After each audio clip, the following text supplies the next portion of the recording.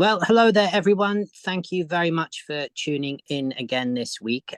This week I'm joined by obviously Kim Suleman, my sort of partner in crime.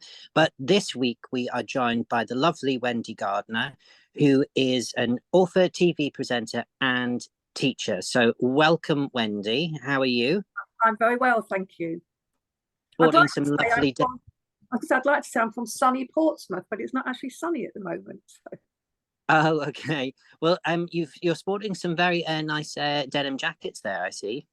Yes, I thought I'd wear my upcycled denim jacket to show you what can be done. Well, everyone knows by now, every week we have a, we can't call it a competition, but we have a giveaway. So I'll let Kim announce, because we have quite a special person who won this week. So who is it, Kim? So this week's winner is Debbie Johnson. Debbie, you spent so much time giving us your thoughts. It was just amazing. And what we'll do is we'll send out some of Lisaline products for you. Thank you so much for the interaction, because that's really an important part of this Sewing Bee Natter. Now, if anybody wants to be in for the chance for next week's giveaway, all you have to do is leave a comment.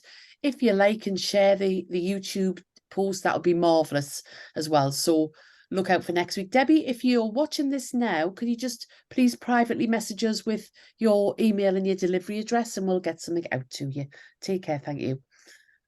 Oh, I think it's Donna Johnson. Oh, Donna Johnson. Sorry, it's Donna Johnson. I do apologize. Oh, sack me. It's because I've got somebody in the room. I'm distracted. It's the testosterone in your room. That's what's putting you off. That's exactly it. Yes. You see, last week people said, could we have Patrick Grant on the Sewing Bee? And thanks to Leslie Noble, who was one of the viewers, yesterday at my WI meeting, Patrick appeared.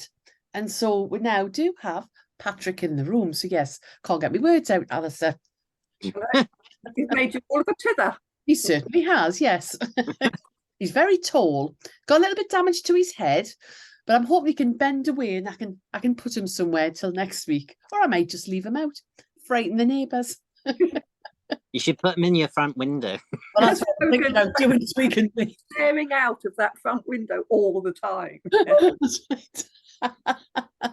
Oh, bless. Well, talking about this week's challenge, obviously the first thing that they had to do, the pattern challenge. No, it wasn't. The first... Start again. The first one was the pattern challenge, which was the dragon toweling dressing gown. Now, this was Kids Week, not always the easiest week for everybody. And toweling is not the easiest fabric to work with. Wendy, what did you think of the challenge and obviously the obstacles that they came up against as well? Yeah, I mean, I liked the fact it was something a little bit different, not just a little dress or a pair of dungarees, which is what they've done in the past.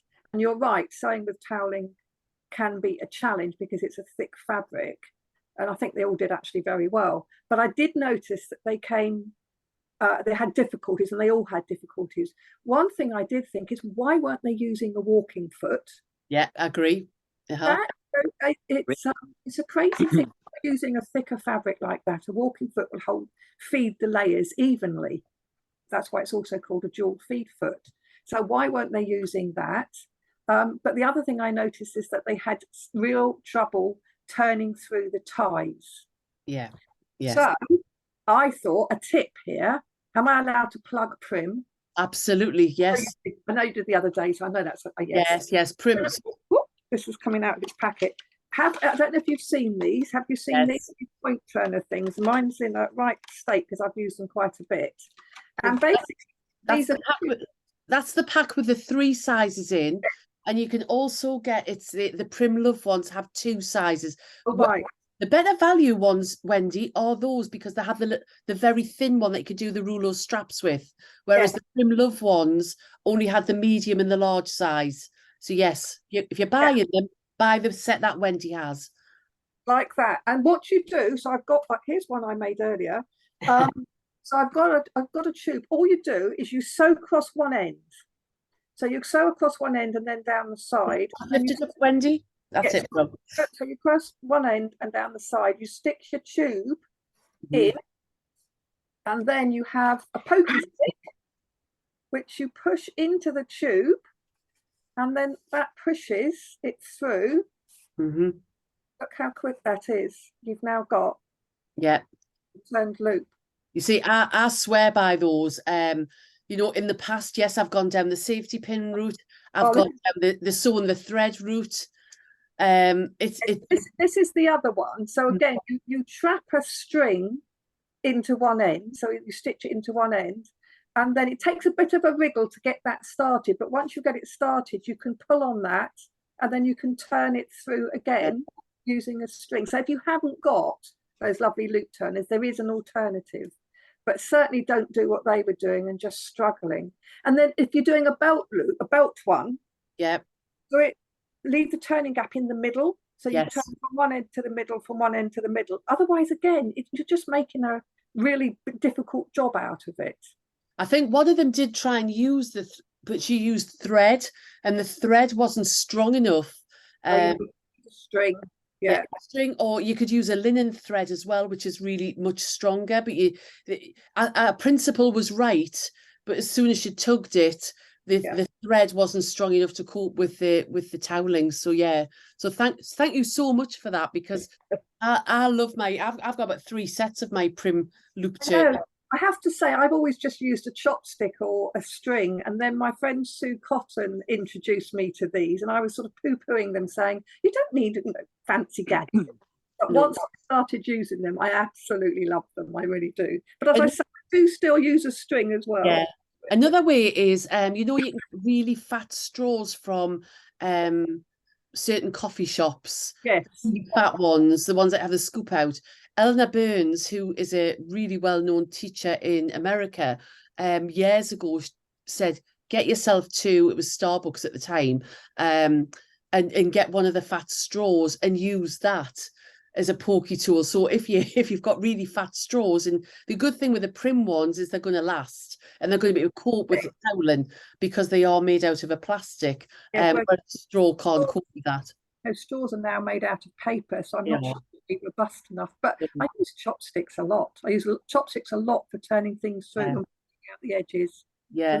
I mean, another thing that I noticed when they were actually doing it was none of them were trimming down the seam allowance, which when you're dealing with something that's so small and you've almost got the same amount of seam allowance at the other side, once you trim it down, another trick to make it easier, if you part the seam allowance with your thumb when you're pulling it through, what it does is it disperses one seam allowance on one side, one on the other, and it will actually go through much nicer, because you just want to decrease all that bulk going through. It will come back together in the inside, but it was just one of those things, and I just don't understand why people, especially on that program, didn't think, well, just don't really sort of like know with these little things, even if you haven't got the proper, you know, prim tools, like Wendy was saying, you know, the string method and actually sewing it into the tip of one of the ends. I mean, that's just like old school, you know. It's something that everybody's done. I mean, I thought the one thing I was just really, really horrified, I can't remember who it was, but when they had a close-up of them using the rotary cutters. Oh, I've got it written down. Oh, it was just, I mean, you saw them trying to, and so that's the case. And I know we've talked about it every single week, and we've talked about the fact that rotary cutters, when you're putting pressure on the scissors, you shouldn't push scissors through. You should let the scissors go through and let them take the work and the ease off of it. But when you saw them pushing it, it was almost bunching up at the side. It was awful. I was listening to one of your previous weeks, Alistair, and I was so delighted to hear you say you should not be using rotary cutters for dressmaking, because I'm absolutely with you on that. I can understand if you're cutting out very slippery fabrics, sometimes a rotary cutter is great because you get a lovely clean cut.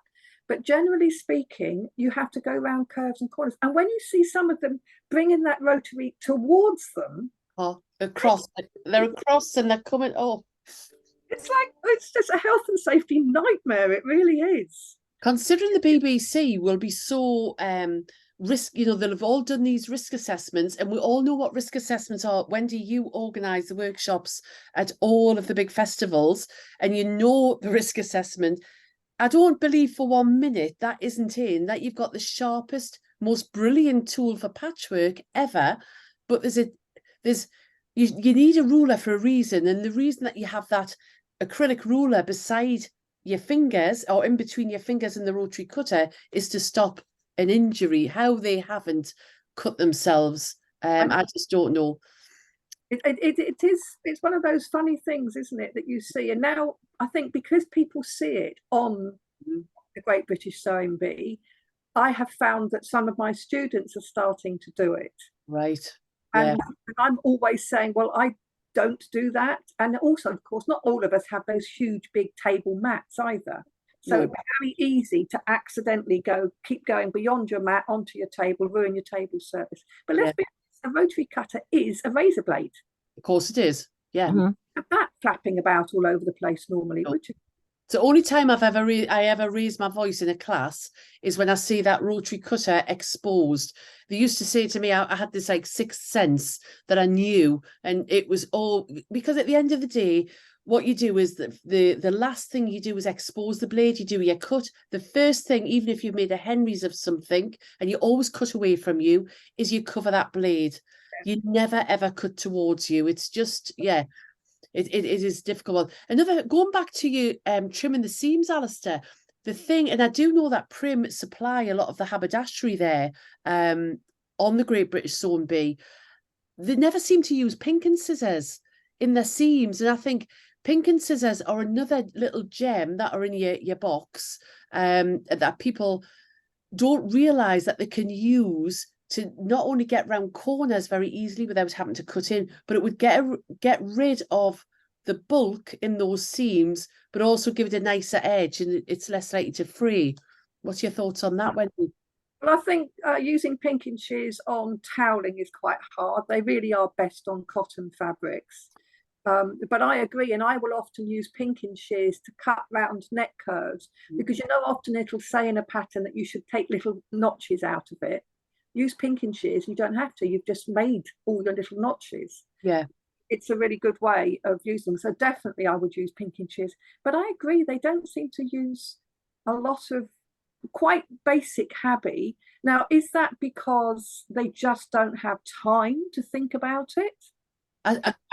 I'd be interested. We've got Becky Cole coming up in a few weeks' time, who actually worked behind the scenes. And one of the questions I'm going to ask her is, do they get the education of this equipment? Because let's be right, if you've never seen, for example, the hams that are there that you can see, I do notice some people are wearing the wrist pin cushions. Vicky was wearing hers yesterday.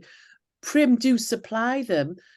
Do they get the education before they do that challenge that these are here and a quick demo of how to use them? And I have to say, I don't think they do, because I went to the filming of, so it was the first series with Esme, and it was the second episode, and I went to the filming because that was when I was writing the book, and no, I didn't notice them getting anything in between. That's got to be frustrating for the people who supply that equipment. I mean, Prim are frustrated. It must be frustrated because, for example, you're now saying that at your classes, your dressmakers are thinking that using a rotary cutter is quite right and quite correct. They're not, and we know it isn't. But because it's on TV, it endorses it, doesn't it? It is a hard one. But yeah, I think in general, they did really well under the circumstances. Yeah, I mean, I have to say, for any criticism that we make, I would not want to be in their shoes. No, not at all. Not at all. I think again, I think Tracey was talking about the inside of these garments. I mean, really, they can't be finished. No. It's quite quick, but I couldn't do the challenges that they do in the time scale they're given, and I know that they are given the shortest time that they could possibly do it in, to give it jeopardy, to make it more exciting, to make it more visual for us to watch. One thing I was thinking, because I don't sleep well, And one thing I was thinking in the night was, you know, when they say 1 minute, you've got 1 minute to go, and one of them's all I've got to do is hem, and then they get this whole hem done. Well, they can't have done. And I know they do only have the time they're given. I know that, but I think that they edit it in a way that she's probably said, "Oh my God, I've just got the hem to do 10 minutes before the end." And then when they actually say 1 minute to go, she'd actually been doing it for 10 minutes, and then they show her doing it. That's what I think. Yeah, I agree. Make it more exciting looking, as if they really are working under the wire at that last. I think it's all about that. I think it's all about the entertainment. Yeah. That's where we get back to the thing that it's an entertainment show, because I thought exactly the same. I was looking at it, I was thinking, especially when people, I've forgotten who it was, but somebody commented, oh, well, I'm just going to go at it. This is going to be the quickest hem I've ever done, or something like that. And I'm thinking, there is no way that you'd be able to get round all of that. I mean, can we just talk about the actual finished sample? So obviously, one thing I don't really understand is that obviously they were looking for a particular binding technique that they had discussed in the actual pattern. Now, I've written down here, so I could show somebody my method of working, but when you're actually working, it's how you develop your own rhythm or own groove, if you like, and not because I do it this way. If you've got another way to get the same result, then you should be able to do it. But when they were talking about the binding going round in the inside edge, it was like, well, the rest of the garment on the sample isn't finished, so all of the back seams were all raw edges. And I'm thinking that the finished sample should be proper. And then I looked at the eyes that Esme kept on having a big thing about, and I'm thinking they're not even nice circles. And it was just like, but that's the sample, that's like the go-to. But then when you saw everybody else, I mean, the eyes were like the last thing, but why wouldn't you just nicely stitch those on, just to show that this is what you would do? Because people sitting at home, I mean, I would never give somebody, even as a gift, eyes that were just literally either just glued on or plonked on. It just didn't look, I just felt some, and then they were nitpicking about, at least some people, had actually finished it, which I think they should be getting, marks for, not the fact that, oh, well, you've had, it should, and Esme's going to tiny, tiny details like, oh, and you've got a little pucker here. And I'm thinking, you've gone over that with a magnifying glass and you've had to find the smallest detail ever. But previous weeks, they've been looking at everything from a distance, and they've been just looking at the outside, which is what they've been doing. But now they're going into the inside, and I'm thinking, but that's not what the program set out to do from the beginning. I don't know. I think maybe they do need to up the judging, obviously, because ones that are left are better, one assumes, and therefore they've got to be more picky. But I do get what you're saying. I mean, that binding business, I didn't really understand what they didn't get. So I'm assuming the instructions were pretty basic and they didn't know. But you see, when I put binding on, that's another thing I was going to say, actually. And as you say, Alistair, we all do things differently, and none is right or wrong. They're different. But I will often put binding onto the wrong side first, then fold it over to the right side so that you can then stitch neatly from the right side. Whereas the traditional way is to put it on the right side, fold it to the back, and either slip stitch it or try and stitch in the ditch, which doesn't always work terribly well, especially at speed. So yes, I actually do it the other way around. But I just think sometimes, yes, but then when you hear somebody saying, I've never put binding on, Tony said he'd never used binding before. I know. And I just think, well, what, really? Never? And Lizzie was very good at doing binding. She'd done it a lot, and that obviously was the reason why she won, because her binding was the best. It wasn't necessarily the one that would stand out as you were looking at the garment, but they just really focused in on that bias binding. And but it was also because she chose a mustard color as well. It's not colour. Yeah. there is later on in the challenge, it's one of the comments, but I do think, what would all have made their lives easier would be, I agree with you, walking foot, better needles in their sewing machine. Yeah, They should have had a more robust needle, probably. Exactly, and I'd written down the rotary cutter as well. That was my thing.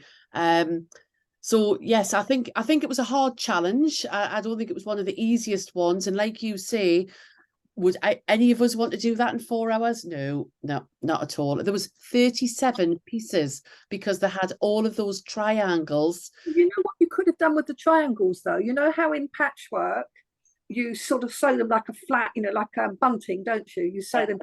You could have done that with those. So you fold the triangles, sew one seam, and then don't cut it, the thread. Just keep going on to the next one and the next one and the next one. Going around the other seams and then cut them apart. That's right. Save some time. It would have done. Apparently, I gathered that there were different sizes as well, because you heard them cutting out, and I'm thinking, well, that was interesting. It didn't really show.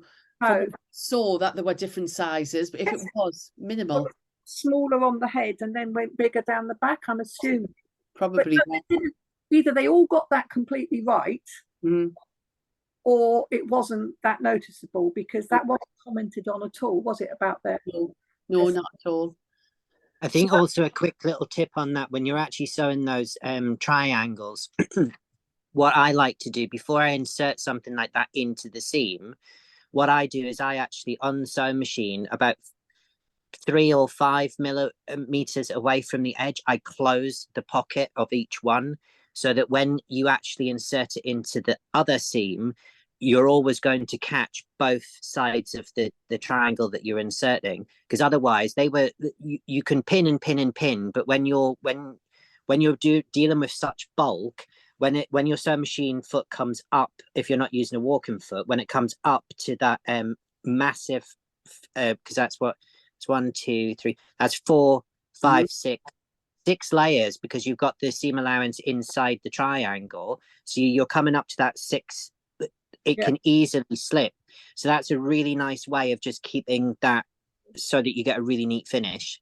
What I would have really liked to have seen on that was, if you were to get your standard sewing machine, and it doesn't matter what quality machine it is, with your utility foot, which is what they were using, and you sewed to that thickness, what would happen is it would skip over, and your stitches actually wouldn't be a good quality 9 times out of 10, because the bulk the machine's got to go over, where it joined, it would be a longer stitch, and I don't think that any of those machines would have coped with that. So if anybody wants to do that, Wendy's advice is spot on. Use that walking foot, and you'll get a longer stitch length. And a longer stitch length. They didn't talk, it's nice to talk about that.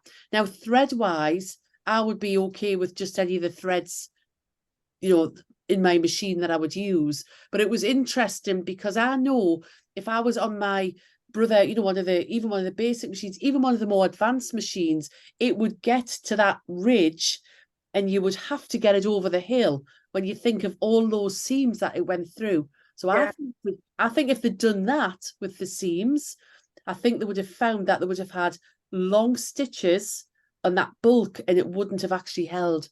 Yeah, no, I absolutely agree. And that can happen if you look back sometimes at something you've sewn. And you'll find when you've gone over big bulky bits, you've got, as you say, you've got long stitches, because basically the bobbin stitch is coming up, the top stitch is going down, and if they've got so much to go through, they're not meeting, are they? Exactly.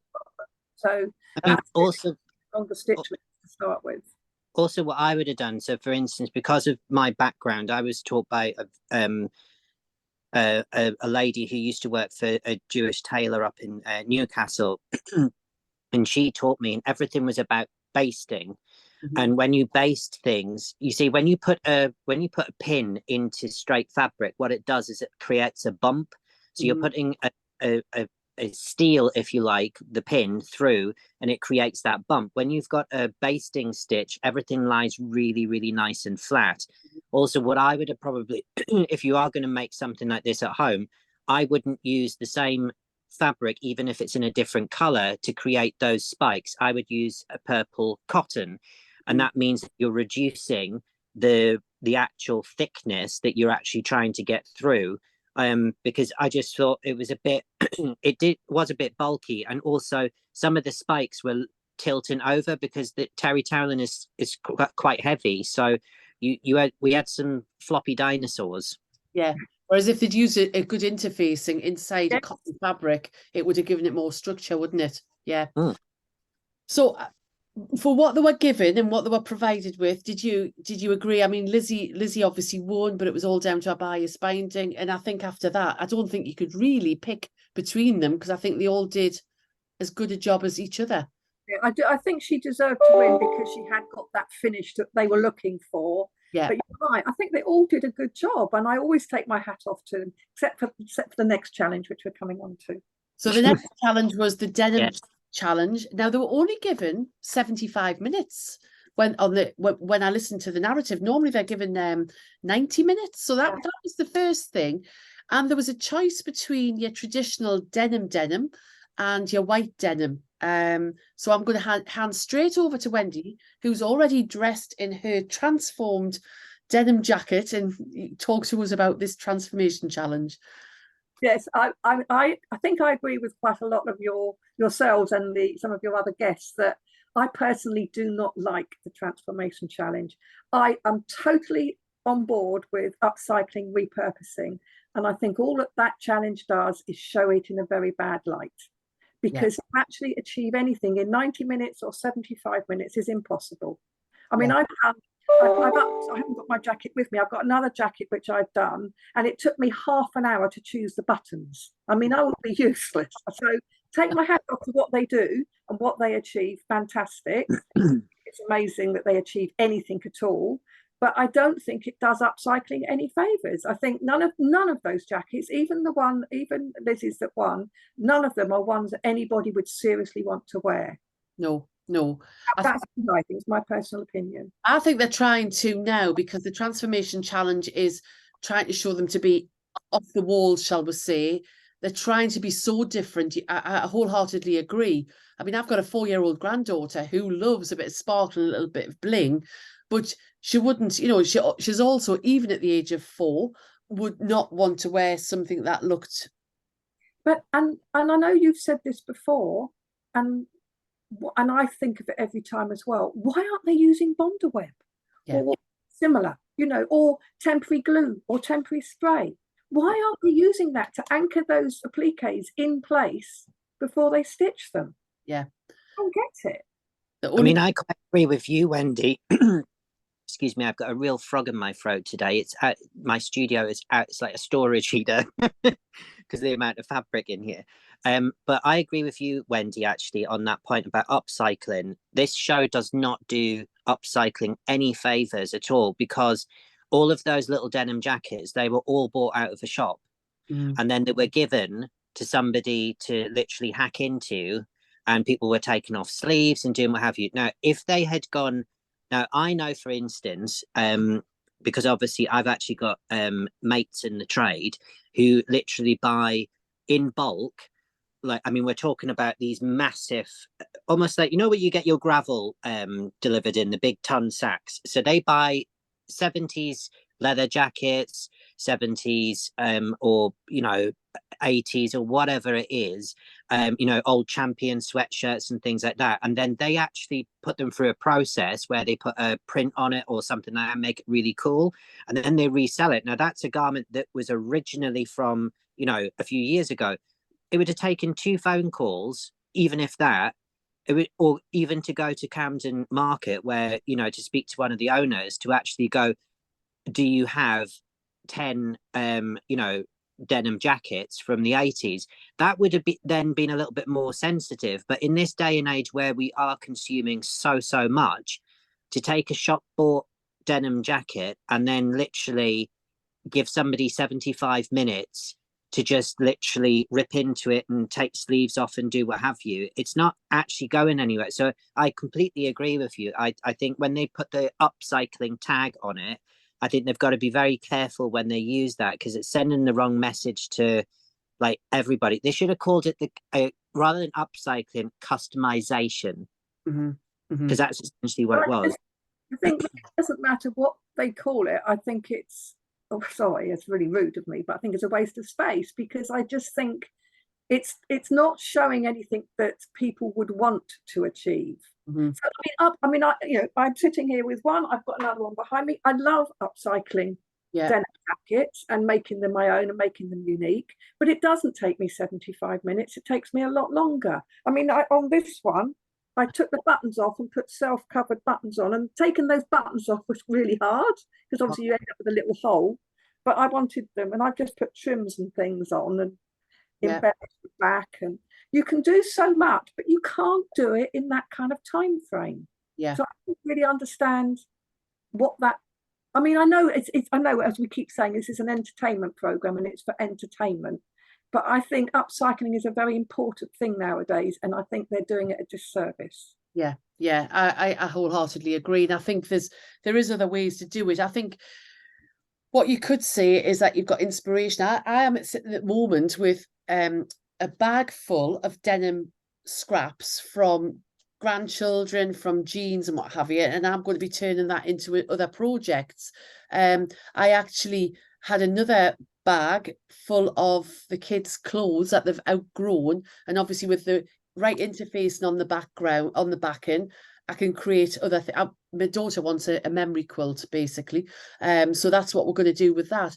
The only person that really, I think, went along that line, but again, she used dressmaking paper to do it, was Lauren, when she did the foundation piecing on the back. I didn't like what she used. No. I got the idea, but I didn't like what she used personally. But then that's personal choice, and that's, again, I've heard you say this, Alistair, that you shouldn't judge it down because you personally don't like that, because that's not what's important. What's important, has it been executed well? Has it covered the brief? So the fact that Esme doesn't like those colours, or Patrick doesn't, shouldn't be taken into consideration. It should be purely of, is it done the right job? When I was at college, so St Martin's was a slightly different fashion college to a lot of fashion colleges. So when we got a brief, we it was like I think it was in the second year, I think one of the briefs was shirt project. So when you actually look at the definition of a shirt, it's something that covers the upper body. So I made a hat. So I actually fulfilled the brief, and so essentially, it's as bonkers as that. I mean, for instance, we had a dress project and somebody wanted to make a concrete dress. The model wouldn't be able to move it, but it fulfilled the brief. True. Different times. Well, what did you think about Asma being in the bottom on that challenge? Very interesting. I think what she did was she did those ruffles, and she'd spent a lot of time creating the ruffles, which were really well made. It looked a bit of didn't look great on the jacket. However, you compare how she created those to Lizzie, who actually won. She hacked off the collar, and the bit that she'd put on was so badly sewn. There was a very small time when you got a close-up of the stitching. So they weren't marking on what you're saying, Wendy, which is the execution. They're actually marking on how visually it looks. Yeah, how it's like the other challenges, they're marking on the execution. On this one, they're marking on how does it look? Has it got the wow factor? And the way, I guess they have to, because of that ridiculously short time, you can't do a good job. But I think that was the trouble with Ashma. She tried to do a proper job on it. Yeah. So tried to make proper ruffles, and then what she ended up doing is not actually following the brief properly, because she didn't really transform that jacket at all. She just put these on top of it, sort of thing. Yeah. Well, I think we should swiftly move on then to the last, which was the made to measure. Now, the brief this time was occasion wear for 5-year-olds. My first initial thought was it actually wasn't. It was occasion wear for 5-year-old girls. And I would have found it more interesting if they'd had a 5-year-old girls and boys in there. Although a couple of the contestants did do something which would be classed as very tomboyish, as the jumpsuit. And then Lizzie, she wanted to do a waistcoat because she didn't want the pretty dress. So I'll go straight to you, Wendy. What did you think of this one? Well, I had the same thought of you. It's interesting that they didn't have any boys. I also wondered, and again, they reduced the number of hours. Now, normally the made to measure is a 5-hour challenge, but it was only 3 hours. Both Lizzie and Vicky made comment, and Vicky said this: she'd practice at home, and because they can practice at home, they should all get it done in the time they've got. They should do, because they practiced at home. But I wondered, did they know that it was reduced to 3 hours? Because what they were trying to achieve in 3 hours, again, there was no way Lizzie was going to achieve that in 3 hours. There really wasn't. No. And Vicky as well, with her dress with the, she had lots of layers, didn't she? Did, yes. And to get that done properly in 3 hours, including cutting it out, and then you're supposed to be fitting it. I mean, children are easier to fit. Definitely, because they haven't got the curves that women have. But yeah, I just think that they just push it, because sewing for children isn't easier than sewing for an adult. You know, it can be fiddlier because you've got small little bits to turn through. So interesting, and I liked the results. Did I think that Tony should win? I think his dress looked amazing, but it was incredibly simple. But when I first, you know, when they go around and they talk about the fabrics, and they said it was the neoprene, and I thought straight away, oh my goodness, what's he going to do? He practiced using wetsuits. It did obviously have that initial structure, but yes, you think everything was so much easier. But in some respects, at least he finished and he got the desired effect. So it puts to the question, was he told 3 hours or was he told 5 hours? Because my thoughts when Vicky said, I tried this at home in 5 hours, I didn't get it done, I didn't finish. If I was doing that, I'd be thinking, right, I need to get rid of that, simplify this. But they didn't. And Tony's zip, actually, from a technical point of view, at the very bottom of the zip, was not neat at all. It was actually commented on that white dress when they turned it round, and then they fluffed over. For me, garment of the week should be the best. Perfect. The best sewn. I mean, it's interesting. I think so. Tony's one. Now, I'm speaking from a designer's point of view. So it's a very modernistic fabric to use now. It's been used for the last 4 or 5 years in the fashion industry because it creates these elegant sort of big, voluminous sort of. It sticks out by itself. I thought it was a very clever fabric choice. However, then go back to my point of the fact that when it's the main challenge, this is a sewing challenge, and it's all about who is showing off enough of the technique. So for instance, when you look at MasterChef, the judges there are looking at well, that dish is quite simple, but this guy over here is exciting, and he's put 15 different processes into trying to create that one dish, so they give them extra marks for that. Whereas Tony's, I didn't see. I thought it was, if you look at his fabric choices along the different weeks, he's sort of engineered it in a way. He's actually been very, very clever in terms of his fabric choices, because they're much easier to say handle, and you get maximum impact with some of the fabrics that he's used with very little effort. Whereas the lady that did all that tulle with the shell and elastic, I mean, I thought in actual fact, that actually the amount of craftsmanship that went into that, and also Esme's, several different layers, they were really going for it. But I really didn't. I'm in two minds of whether, I think visually, yes, that dress looked very, very nice, very Victor and Rolf, very of the moment. But technical wise, there were far more sewers that deserved to win Garment of the Week because of the sheer technical ability and the extra work they had put in the same time. Yes. Also, the fact that I'd like to mention is when you're fitting with these children, all of these children had big baggy t-shirts on.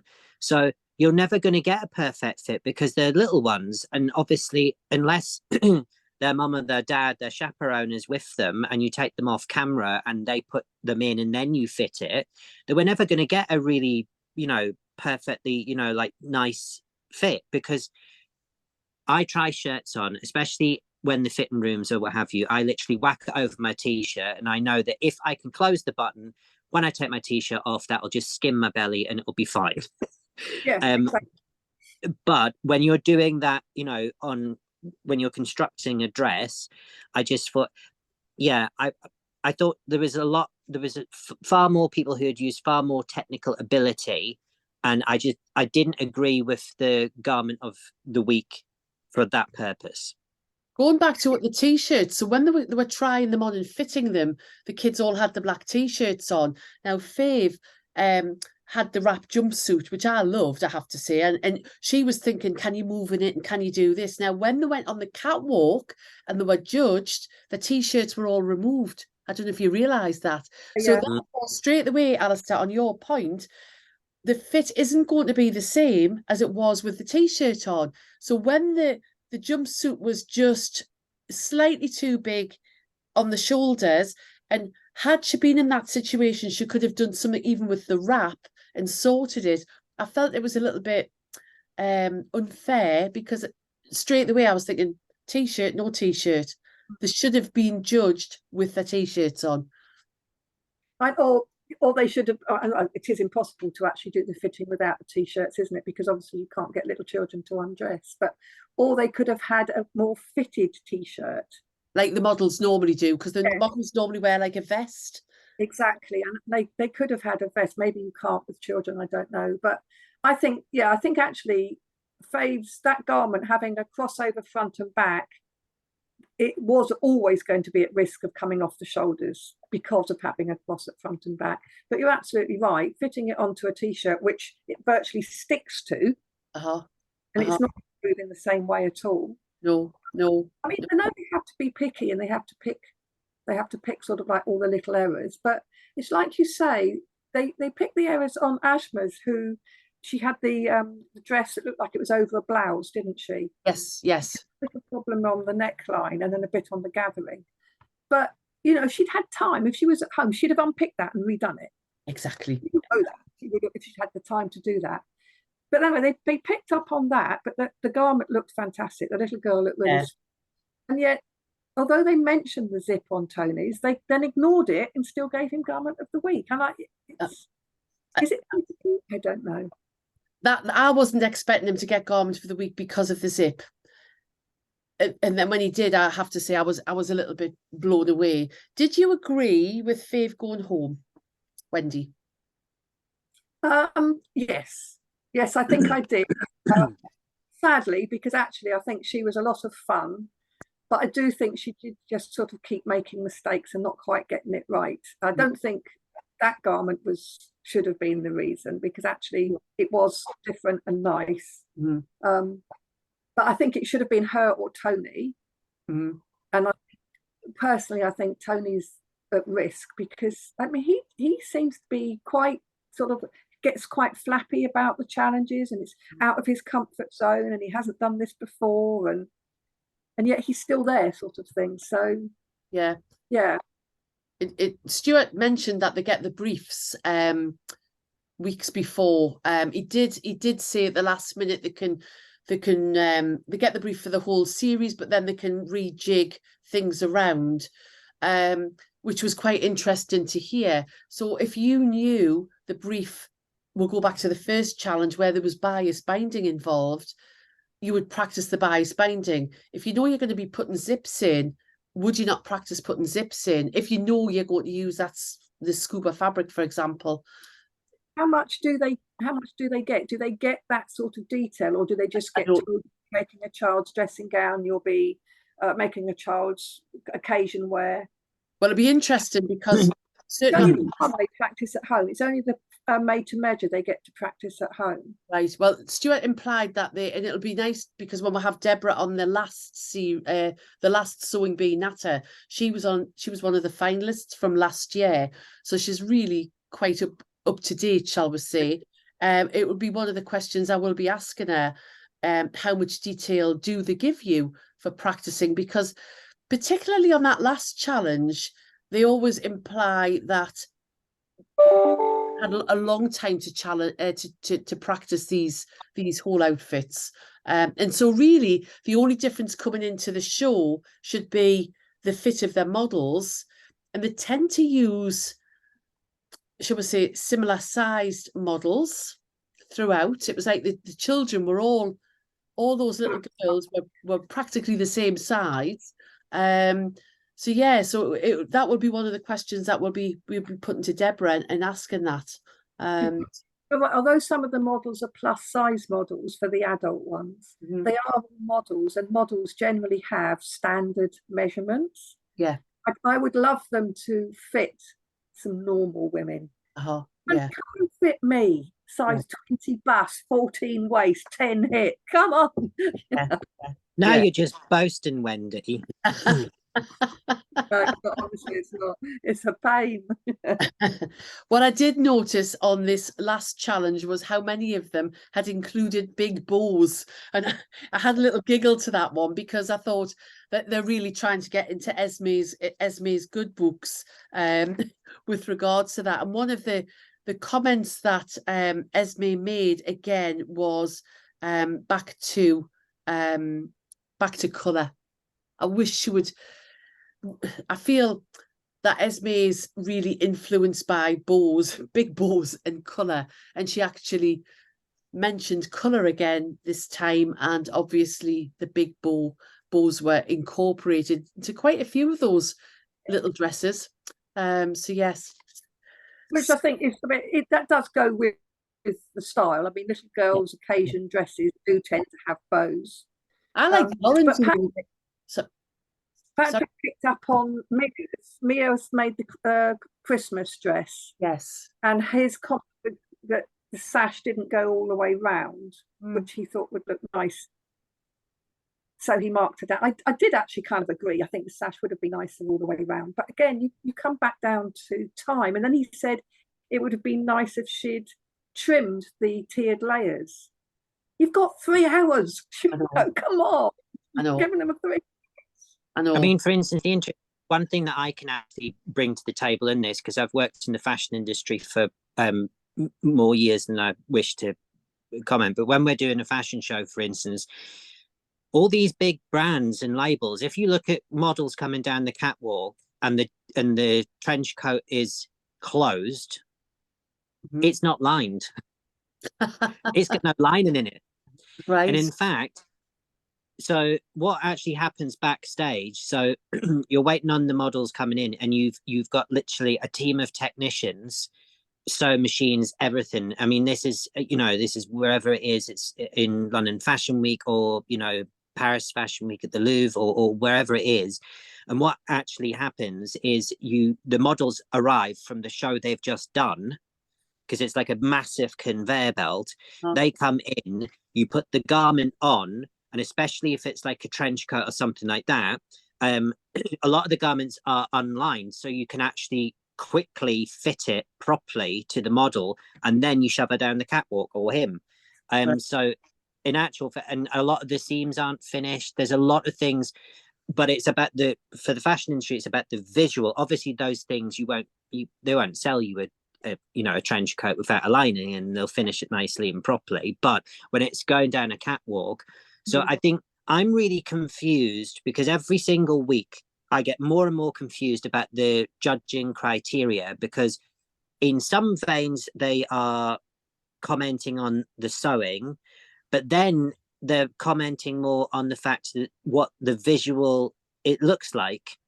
So if you gave them, say for instance, you said, right, okay, I'm going to you're going to make occasion wear, and the sort of like spanner in the works is you give them all scuba fabric, and whatever pattern they've done and they've practiced on it, you then look at all the stitching on the scuba, or you say, right, okay, here's silk satin, you sort of like sink or swim kind of thing. But they're not critiquing.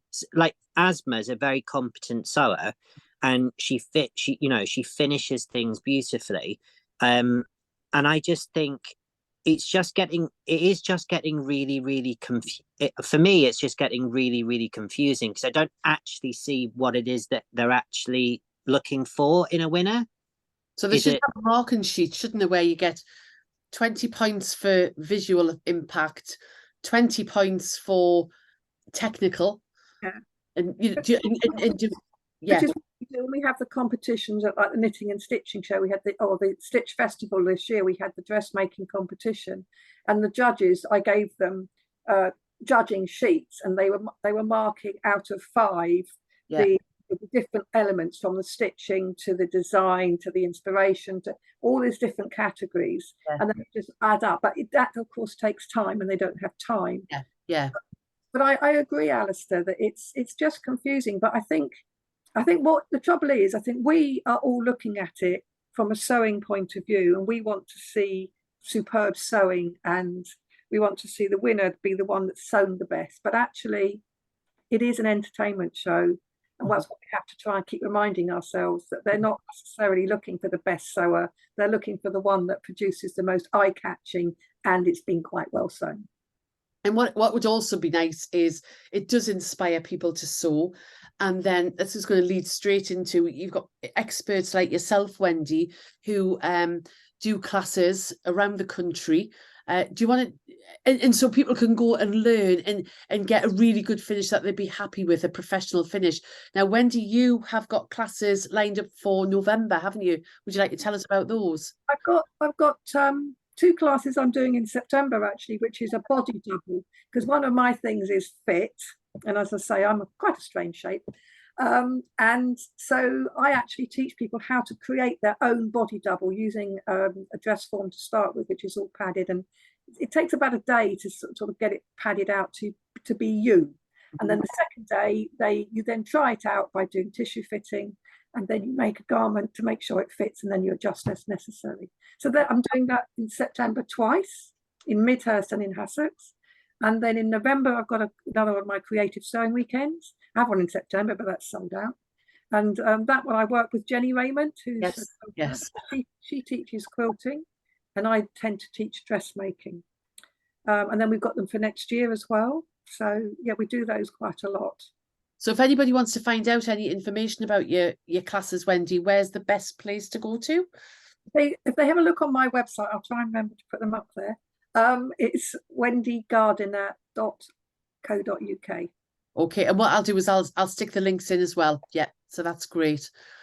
So next week's challenge is, it's 90s week. It's back to 90s. They're going to be doing cargo pants. They were doing a dress with the Spice Girls influence, or Jerry Halliwell's influence with the Union Jacks. That's what I saw. And then strut the stuff for a supermodel made to measure. So that should be quite interesting, particularly in view of what we've talked about today, which is, will they go down that technical route, or will they go down the wow route? I just hope Lizzie gets her slight mojo back, because I think Lizzie's now potentially regressing after this made to measure, because that would have been very stressful, because she didn't finish it all. And I think if you don't finish it to that extent, I think that should have accounted for a lot. But because we're going back to Lizzie when we saw her in the first or formative weeks, so it'll be interesting to see what happens there. And I got it completely wrong last week. Yeah, I did as well. And I mean, actually, I made a note of what Patrick and Esme said after the transformation challenge, and that was Fave was at bottom, Lizzie was completely safe. Tony was also, he was at risk. And when I saw Lizzie make she didn't do a good job, shall we say, in our final challenge. In previous seasons and in previous episodes, that would have sent her home. I think she did it this time because she'd won the first 2 challenges, and I think that saved her. But yeah, I mean, she spectacularly didn't finish. I think, even if she'd had 5 hours, I think that was a ridiculously ambitious make. I mean, to make a waistcoat with a welt pocket lined, and then a tiered skirt, That's going to take time. That was definitely going to take time. I mean, what was she thinking? Yeah, I think she could have put faux pockets on the waistcoat, because a lot of children's wear, they're all faux. They don't actually work. So she could have cut out a significant amount of her time by just giving the look of the waistcoat, and she would have finished in loads of stuff. It wasn't my favorite look. I don't think a waistcoat necessarily sits with a sort of like a frou-frou rah-rah dress. I thought they're two different things. It's like it didn't work for me at all, and I don't think that screamed tomboy to me at all. No, I think you're right. I think it was a case of she wanted the tomboy look, so she did the waistcoat, but then she was a bit worried because it was supposed to be for a little girl, so then threw in the skirt. Yeah. It would have been better to have had the waistcoat with a nice pair of trousers. Yeah, exactly. Better. Then it would have been a tomboy look. Yeah. Well, Wendy, can I just say a huge thank you, not only for spending time today, but also for providing us with fabulous backdrop and giving us some amazing hints and tips as well. I really appreciate, we both really appreciate you spending time to come and share your thoughts on the Sewing Bee Natter. Well, I've enjoyed it, so I'm looking forward to seeing all the others. Thank you. That's great. And we will see you after next week's episode. As I say, if you've got any comments, please just pop along and pop them on, and we'll try and get back to you if we can. Take care, everybody. And thank you very much, Wendy. And what is the giveaway for this week, Kim? Well, I feel the need for some Bondaweb and Stretch Fix to come out, because Bondaweb is what you can use for applique on your non-stretch fabrics, your cotton fabrics. Your Stretch Fix is exactly the same product, but anything that's got a little bit stretching, use the Stretch Fix. So I think it should be Bondaweb and Stretch Fix. And it's really useful. You can do wonderful things with it. Now, I just want to point out, Kim is not on commission.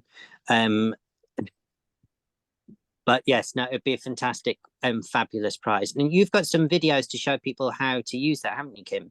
I have, yes. So if you go to Sixpenny Memories YouTube channel, then we have some videos on there. And I think actually there's quite a few of the Prim tools on there as well. So just have a little look. If you want to know how to use anything, then what we could do is do a quick demo for you and pop it on the House of Alistair YouTube channel as well. So that'd be great. Perfect. No problem. So we'll see you soon. Oh yes, and we've got to mention who we've got next week. Oh, goodness gracious. Yes, so next week joining us is going to be Mark Francis, and Clive is going to be joining us. So it's going to be a foursome next week. So you'll have well, you won't have 4 cat, you'll still have 3, but it'll be 4 people. If that makes sense. And obviously Mark was a previous Sewing Bee contestant, so we can grill him about all these questions that we don't know the answers to. Exactly. Bless him. Okie dokie. Well, thank you very much, everybody. Goodbye. Bye.